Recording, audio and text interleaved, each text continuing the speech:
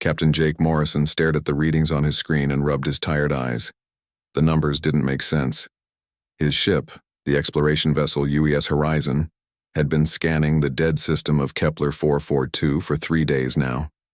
What they found, floating around the lifeless third planet, was impossible. "Amy, run those scans again," Jake called to his chief archaeologist. Lieutenant Amy Foster looked up from her workstation, her brown hair falling across her face as she leaned over the controls. "I've run them 5 times already, Captain. The readings are correct. That structure is definitely human-made, but the metal signatures date back over 400 years. That's impossible. We didn't have deep space capability back then." Jake walked over to the main viewing screen. The object floating in the darkness looked like a massive space station, easily 10 kilometers long and 2 kilometers wide. Solar panels covered its surface like metallic wings, and docking bays dotted its hull, but it was clearly abandoned, dark and cold in the void. Commander Rick Hayes, the ship's tactical officer, joined them at the screen. "Captain, I'm reading some kind of central bay in the middle of that station. It's huge, big enough to hold something really massive." "Any idea what's inside?" Jake asked. Rick shook his head. "The hull is too thick to scan through. We'd have to go aboard and look for ourselves." Jake considered the options. The Galactic Council had strict rules about exploring unknown facilities, especially anything that might be military in nature.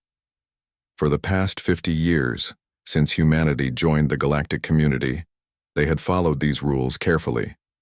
The galaxy had learned long ago that unrestricted warfare led to terrible destruction. Now all conflicts were handled through small, controlled battles between individual ships. "Amy, what else can you tell me about this place?" Jake asked. Amy pulled up her data files. "The computer systems are ancient but still functional. I'm detecting some kind of automated preservation system that's been running for centuries. Whatever's in there, it's been kept in perfect condition." Jake made his decision. "Prep a boarding party. Rick, you're with me. Amy, bring your scanning equipment. Let's find out what our ancestors left behind." 2 hours later, their shuttle docked with the ancient station. The airlock cycled normally, which surprised everyone. Emergency power was still running after all these years. The corridors were dark but breathable, filled with the smell of recycled air and old metal. Amy's scanner beeped constantly as they walked through the facility. "Captain, these readings are incredible. This isn't just a space station, it's a military depot. Look at these storage areas." They passed room after room filled with equipment, supplies, and weapons that were centuries old but perfectly preserved. The technology was crude compared to modern standards, but there was something about it that impressed Rick. Everything looked solid, built to last, designed for serious work rather than elegance. "This way," Amy said, following her scanner readings.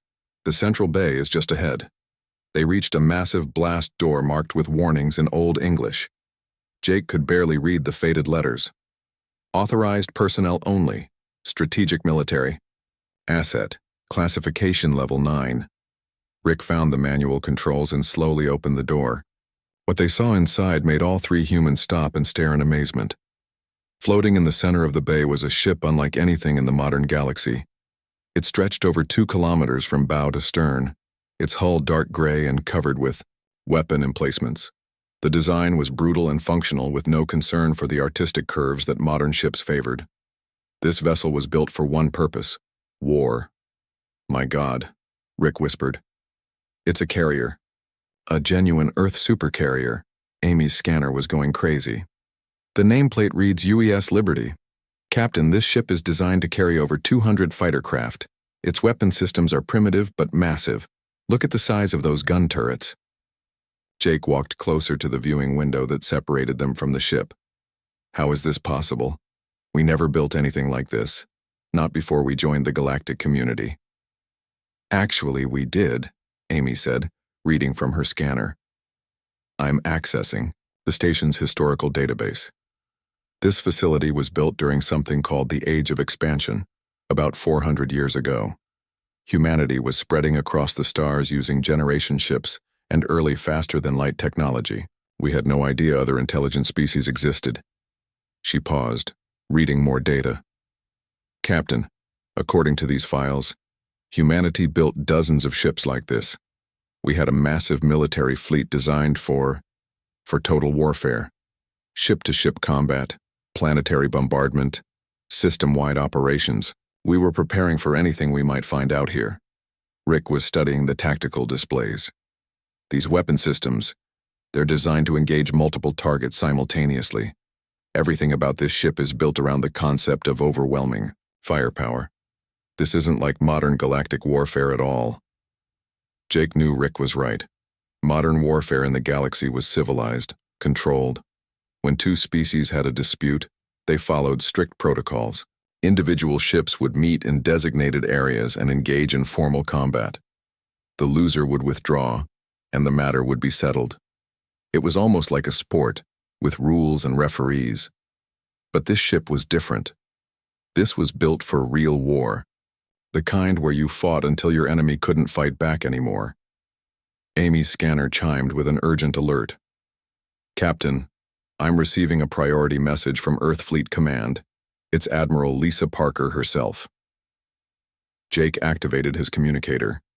Admiral Parker's voice came through clearly despite the distance. Captain Morrison, we've been monitoring your discovery. What you found is extremely important. The Zephyrian Empire has just issued an ultimatum to the Valdari species. They have 48 hours to surrender or face military action. Jake felt his stomach drop. The Valdari were a peaceful species, known throughout the galaxy for their art and philosophy. They had no real military to speak of, just a few patrol ships for asteroid mining operations. Admiral, what can we do? The Galactic Council won't intervene in a legal challenge between species. That's exactly the problem, Captain. The Zephyrians are following the letter of galactic law while planning genocide. Their fleet will destroy the Valdari ships one by one in honorable combat, and there's nothing the Council can do about it legally. Rick looked at the massive carrier floating before them. Admiral, this ship, it changes everything. If we could get it operational. That's exactly what I'm thinking, Commander Hayes. Captain Morrison, I'm authorizing a classified restoration project. You are to bring that carrier back to full operational status as quickly as possible. We may need to remind the galaxy what human warfare really looks like. Jake stared at the UES Liberty, its dark hull reflecting the station's emergency lights. For centuries, humanity had followed galactic rules, fighting fair and keeping their conflicts small and controlled. But their ancestors had built this ship for a different kind of war entirely. Understood, Admiral. We'll begin restoration immediately. As the communication ended, Amy discovered something else in the station's database. Captain, there are more facilities like this one. The files show locations for at least 12 other military depots, all mothballed and waiting. Jake realized that everything was about to change. The galaxy thought it knew humanity's limits, but humanity had simply been playing by everyone else's rules. Now innocent people were about to die because those rules weren't enough. It was time to change the game. 3 months had passed since the discovery at Kepler 442, and the ancient space depot hummed with activity. Human engineers swarmed over every inch of the UES Liberty, working around the clock to bring the massive carrier back to life. The ship's fusion reactors had fired up 2 weeks ago, sending power through systems that had been dormant for 4 centuries. Captain Steve Rodriguez stood on the carrier's bridge, watching his crew run final systems checks. He was handpicked by Admiral Parker to command this ancient warship, chosen for his experience with unconventional tactics and his ability to think outside the rigid patterns of modern galactic warfare. Reactor output is steady at 90%. Captain, reported Chief Engineer Tony Mills from his position at the engineering station. All primary systems are online. This old girl was built to last. Rodriguez nodded, impressed despite himself. The Liberty's bridge was nothing like modern ship designs. Instead of the elegant curves and artistic touches that marked contemporary vessels, everything here was functional and brutal. Heavy armor plating covered every surface, and the control stations were built into reinforced positions that could survive direct hits. Colonel Diana Webb entered the bridge, her flight suit still damp with sweat from the latest training exercise. As the carrier's air wing commander, she had spent the past month working with pilots who were struggling to adapt to formations larger than anything seen in galactic space for generations. How did the training go, Colonel? Rodriguez asked. Diana wiped her forehead with the back of her hand. Better than yesterday, worse than we need. The pilots are having trouble thinking in squadron formations. They're too used to single ship engagements. But they're learning. She pulled up a tactical display showing the carrier's fighter bays. We've got 180 fighters operational, with full bomber squadrons ready for deployment. The weapons loadouts are primitive, by modern standards, but the sheer number of craft we can put in space is staggering. Rodriguez studied the display. Each fighter wing was larger than most alien battle groups. The concept of deploying so many small craft simultaneously was almost forgotten in the modern galaxy, where warfare had evolved into elaborate duels between individual capital ships. Meanwhile, in the Valdari system, the threatened genocide was beginning exactly as predicted. Admiral Kresh commanded the Zephyrian fleet from his flagship, a sleek vessel designed for single combat according to galactic traditions. His forces had arrived at the edge of Valdari space and formally challenged the local defense fleet to honorable combat. The Valdari had no choice but to accept. Their small fleet of patrol vessels was no match for the Zephyrian warships, but galactic law required them to meet the challenge ship to ship in designated combat zones. It was supposed to be civilized warfare, but everyone knew the outcome would be the systematic destruction of Valdari civilization. Commander Beth Young monitored the situation from Earth Intelligence Headquarters, watching the slow-motion catastrophe unfold through intercepted communications. The first Valdari ship had already been destroyed in a formal duel, its crew dying while the rest of the galaxy watched and did nothing. The rules of engagement prohibited outside interference in legally declared challenges. "It's murder," Beth muttered to her assistant. "They're following the letter of galactic law while committing genocide, and nobody can stop them legally."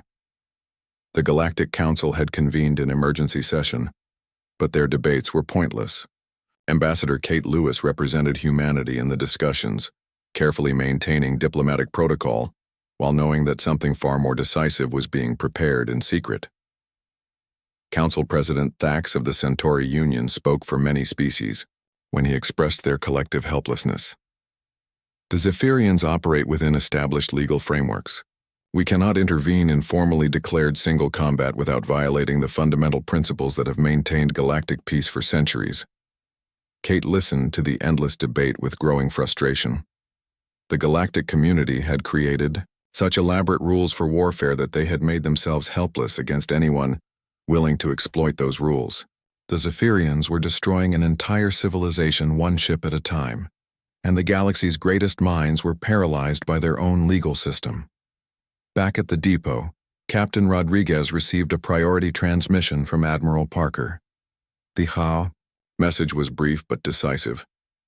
"The Liberty is authorized for immediate deployment. End the Zephyrian threat by any means necessary." Rodriguez assembled his senior officers in the carrier's briefing room. The space was cramped and functional, lit by harsh white lights that cast sharp shadows on the metal walls. Maps of the Valdari system covered the central table, marked with Zephyrian fleet positions and tactical assessments. "Ladies and gentlemen, we have our orders," Rodriguez began. "The Valdari have lost 3 ships already, with more scheduled for destruction over the next week. The Galactic Council cannot act because the Zephyrians are technically following the rules." Colonel Webb leaned forward. "What are our rules of engagement, Captain?" "We don't have any," Rodriguez replied. Admiral Parker was very clear. "We are not bound by galactic warfare conventions, because humanity never agreed to limit our defensive capabilities to make aggression more convenient for others." Commander Rick Hayes, who had transferred from the Horizon to serve as the Liberty's tactical officer, studied the fleet positions. "The Zephyrians have 12 ships in standard challenge formation. They're expecting individual duels according to established protocol." Rodriguez smiled grimly. "Then they're going to be very surprised."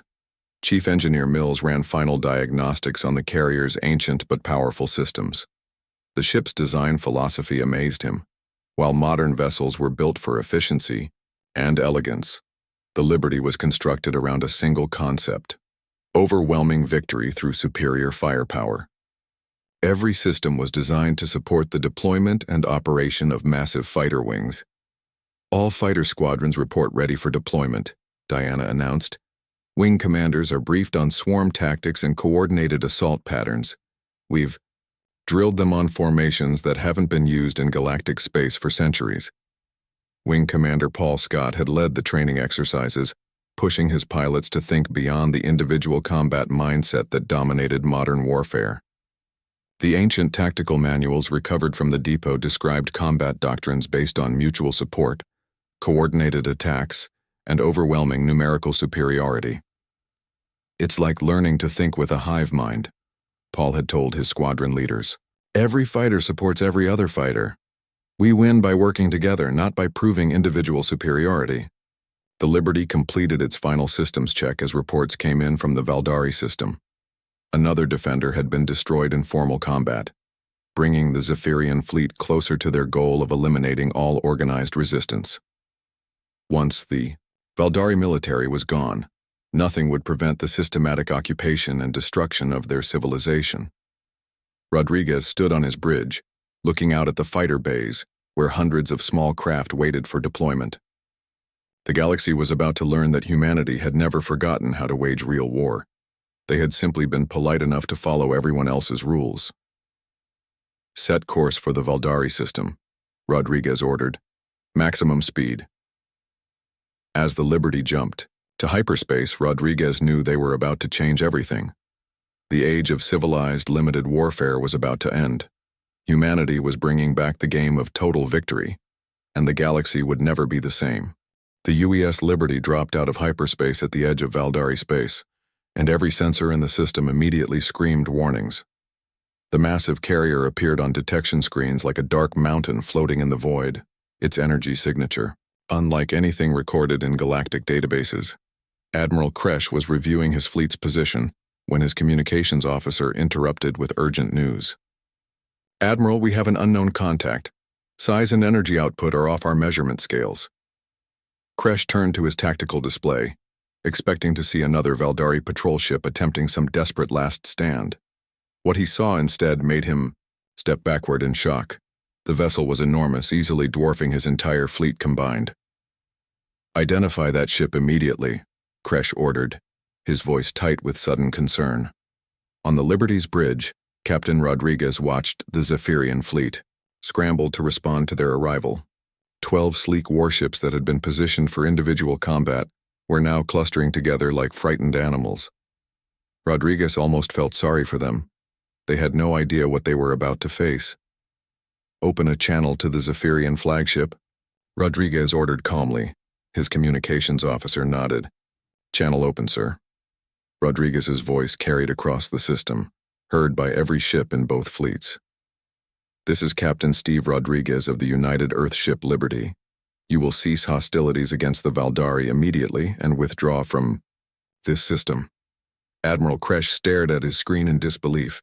The human ship was massive beyond comprehension, but surely it was just a bluff. Humanity had always followed galactic warfare conventions. They fought with single ships in honorable combat like everyone else. "Human vessel, I am Admiral Kresh of the Zephyrian Empire. You have no authority here. This is a legal military action between the Zephyrian Empire and the Valdari Republic. I challenge your vessel to single combat according to established galactic protocols." Rodriguez smiled grimly. This was the moment that would change everything. "Negative, Admiral Kresh. We don't fight fair." The words echoed across every communication channel in the system. On Valdari ships, crews looked at each other, in confusion. On Zephyrian vessels, officers frantically checked their weapon systems. Throughout the galaxy, intelligence services monitoring the situation tried to understand what the human captain meant. Colonel Webb received her orders and smiled. "All fighter wings, prepare for immediate launch. This is not a drill." The Liberty's massive hangar doors opened and something emerged that paralyzed both fleets with shock. Fighter after fighter poured out of the carrier's bays in perfect formation. 60 craft in the first wave, then 60 more, then another 60. The sight was impossible. No one in galactic space had seen anything like it since the ancient swarm, wars that led to the current warfare restrictions. Wing Commander Scott led Alpha Squadron as they formed up alongside the carrier. His pilots had trained for this moment, but the reality was still overwhelming. They were part of a fighter formation larger than most planetary defense fleets. Admiral Kresh watched the impossible display with growing terror. How many fighters? Are they launching? His tactical officer's voice was barely a whisper. Sir, we count over 180 small craft deployed, and they're still launching more. General Nara Vex commanded the remaining Valdari defense ships from her patrol vessel. She had expected to die today, following the honorable traditions of single combat until her small fleet was completely destroyed. Now she watched in amazement as the human fighters moved with precision that defied belief. They move like a single organism, her tactical officer observed. Each fighter supports the others. I've never seen coordination like this. The Zephyrian fleet attempted to respond using traditional tactics. Individual ships moved forward to engage the fighter swarms in formal duels. It was the worst possible decision they could have made. Wing Commander Scott's voice crackled across the fighter communication network. All wings. Execute Pattern 7.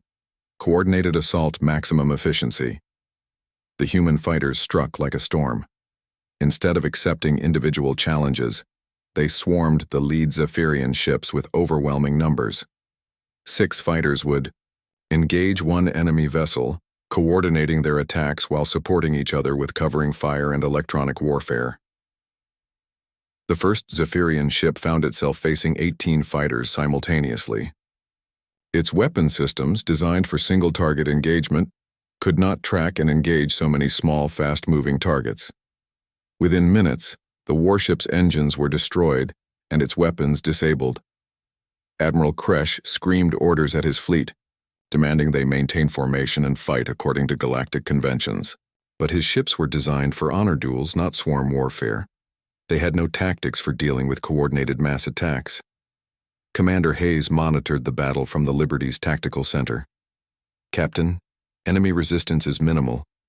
Their weapon systems cannot adapt to multi-target engagement. They're completely helpless against coordinated fighter attacks. Rodriguez nodded, watching the tactical display as his fighters systematically disabled the Zephyrian fleet. Maintain fire discipline. Disable engines and weapons only. We're not here to commit genocide. The restraint shown by the human forces was perhaps more shocking than their overwhelming firepower. Every Zephyrian ship could have been destroyed in the opening minutes of the engagement. Instead, the fighters precisely targeted critical systems, leaving crews alive but completely helpless. Admiral Kresh's flagship found itself surrounded by 40 human fighters. His weapons officer reported that every attempt to lock onto targets failed. The fighters moved in patterns that made individual targeting impossible, while their coordinated attacks stripped away his ship's defenses piece by piece. Admiral, his communications officer called out in panic. All our escorts are disabled. We're alone. Kresh looked at his tactical display in disbelief. His entire fleet had been neutralized in less than 20 minutes. Not destroyed, but completely helpless. The human fighters circled his remaining ships like predators, ready to finish them if necessary. Rodriguez's voice came across all channels again, calm and controlled. Admiral Kresh, your fleet is disabled. You will order immediate withdrawal from Valdari space or face complete destruction. This is your only warning. The Zephyrian admiral stared at the tactical display showing his fleet's humiliation. 12 proud warships, each capable of destroying entire planetary defense forces in honorable combat, had been defeated by a single enemy vessel using tactics that violated every principle of civilized warfare. Human captain, Kresh said, his voice barely controlled. You have violated galactic law. The Council will hear of this. You cannot simply ignore centuries of warfare conventions. Rodriguez's response was broadcast across the galaxy, heard by intelligence services on dozens of worlds. Admiral, we never agreed to fight with one hand tied behind our backs to make it sporting for you. The Valdari asked for protection. We provided it. The surviving Zephyrian ships began their retreat, engines barely functional, weapon systems destroyed. The mighty fleet that had come to destroy an entire civilization limped away in defeat, their withdrawal broadcast across galactic communication networks. General Vex watched the impossible victory with tears streaming down her face. Her people had been saved by warriors who fought like the legendary heroes of ancient times, when wars were won through strength and determination, rather than elaborate rules and formal protocols. The Liberty recalled its fighters, the massive carrier serving as protective guardian over Valdari space. But everyone in the system knew this was just the beginning. Humanity had revealed capabilities that would reshape the balance of power throughout the galaxy. The age of civilized, limited warfare was over. The humans had brought back total victory and nothing would ever be the same. The news of the Valdari intervention spread across the galaxy like wildfire. Within hours of the battle, every major species was holding emergency meetings to discuss the implications. The humans had revealed military capabilities that made the entire galactic order obsolete overnight. Ambassador Kate Lewis stood before the Galactic Council as accusations flew from every direction. The chamber buzzed with angry voices demanding explanations for humanity's violation of established warfare conventions. Council President Thax called for order, but the representatives were too shocked to listen. Ambassador Lewis, President, Thax said when the room finally quieted, "The human fleet has violated fundamental galactic law. Your species deployed overwhelming force against an opponent engaged in legal military action. This cannot be allowed to stand." Kate looked around the chamber at the faces of beings who had grown comfortable with their civilized rules of warfare. They had created a system where genocide could be committed legally, as long as it was done politely and according to proper procedures. President Thax honored representatives, Kate began, her voice carrying clearly through the chamber. Humanity has never agreed to limit our defensive capabilities to make aggression more convenient for others. The Valdari asked for help. We provided it. The Centauri representative stood up angrily. You deployed over 200 fighter craft against 12 ships engaged in honorable single combat. This is barbaric warfare from the Dark Ages. Kate smiled coldly. The only thing barbaric here was watching an entire civilization get destroyed one ship at a time. While you all sat here debating legal procedures, the Valdari are alive because we chose to act. Meanwhile, Captain Rodriguez continued his patrol of Valdari space from the Liberty's bridge. The massive carrier had become a symbol of protection that was changing the entire strategic balance of the local sector. 3 different species had already sent diplomatic messages requesting human assistance against various threats. Colonel Webb approached Rodriguez with the latest intelligence reports. Captain, we're receiving distress calls from the Kelleran system. The hegemony is moving against them using the same tactics the Zephyrians tried here. Rodriguez studied the tactical data. The Kelleran were a peaceful trading species with no real military capability. Under the old system, they would be forced to face the hegemony's battle fleet in formal single combat, ship against ship, until their civilization was destroyed. How long before we can reach their system? Rodriguez asked. 18 hours at maximum speed, Webb replied. But Captain, we can't be everywhere at once. Reports are coming in of aggressive moves by at least 6 different military powers. They're all testing the new situation. Rodriguez knew she was right. The Liberty had changed the game, but it was still just one ship. Humanity needed more resources, if they were going to protect innocent species throughout the galaxy. Back on Earth, Admiral Parker was already ahead of them. Dr. Helen Carter had provided locations for 12 other ancient military depots scattered across human space. Recovery teams were being dispatched to every site, with orders to restore whatever they found as quickly as possible.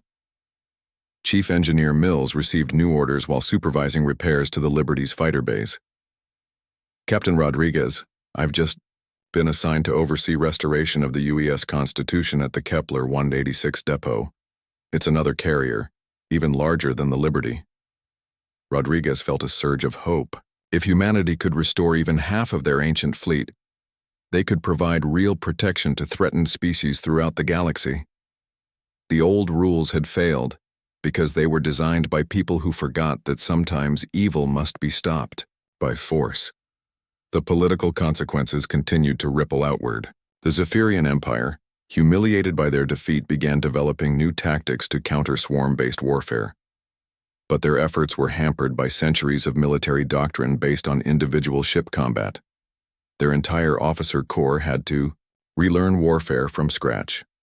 President Thax of the Centauri Union made a private visit to Ambassador Lewis 3 days after the council session. His message was simple. The Centauri wanted an alliance with humanity before other species realized what was happening. Ambassador Lewis, my government recognizes that the galactic balance of power has shifted permanently. We would prefer to work with humanity rather than against you. Kate studied the alien leader carefully. The Centauri had dominated galactic politics for decades through careful manipulation of the warfare restrictions. Now they saw their influence crumbling as species began looking to humanity for protection. What are you offering, President Thax? Intelligence cooperation, industrial support for your fleet restoration, and political backing in the Council.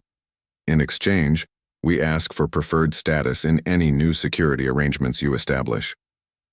Kate realized that humanity was being offered a chance to reshape galactic civilization. The question was whether they wanted that responsibility.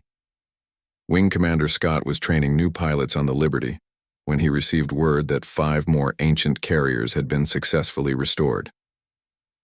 The UES Constitution, UES Enterprise, UES Yorktown, UES Hornet, and UES Lexington were all coming online with full fighter complements.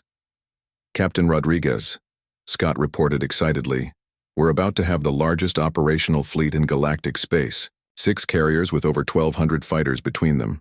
Rodriguez felt the weight of history settling on his shoulders. Humanity had built this fleet 4 centuries ago to explore and defend their expansion into unknown space. Now it would serve to protect innocent species throughout the galaxy. The first test came when the Kelleran distress call was answered not by 1 human carrier, but by 3. The attacking hegemony fleet took one look at the massive human formation and withdrew, without firing a shot. Word spread quickly that humanity was serious about protecting peaceful species. Admiral Kresh sat in his cell on the Zephyrian homeworld, watching news reports of human fleet movements across the galaxy. His failed invasion had triggered exactly what the galactic warfare restrictions were designed to prevent. Military forces capable of reshaping civilization itself were active again. The old admiral understood what others were still learning. The age of limited warfare was ending, because humanity had never truly accepted its limitations. They had simply been polite enough to follow everyone else's rules until innocent lives were at stake. General Vex visited the human embassy on her homeworld to personally thank Ambassador Lewis for her people's salvation. We will never forget what humanity did for us. If you ever need allies, the Valdari will stand with you. Kate realized that humanity was no longer just another species. In the galactic community, they had become the protectors of those who could not protect themselves. It was a role their ancestors had prepared for, even if they didn't know it at the time. Captain Rodriguez stood on the Liberty's bridge, watching his fighter wings conduct training exercises with crews from 5 other restored carriers. The formations were growing larger and more sophisticated as humanity's military renaissance gained momentum. The galaxy now faced a choice that would define the next age of civilization. They could adapt to the return of total warfare doctrine, or remain vulnerable to those who embraced it. Humanity had made their choice clear when they refused to let the Valdari die for the sake of civilized procedures. The game had changed permanently. The rules that allowed genocide to be committed legally were finished. From now on, innocent species would have protectors who fought to win, not to maintain the status quo. The age of real peace, enforced by those willing to fight for it, had begun.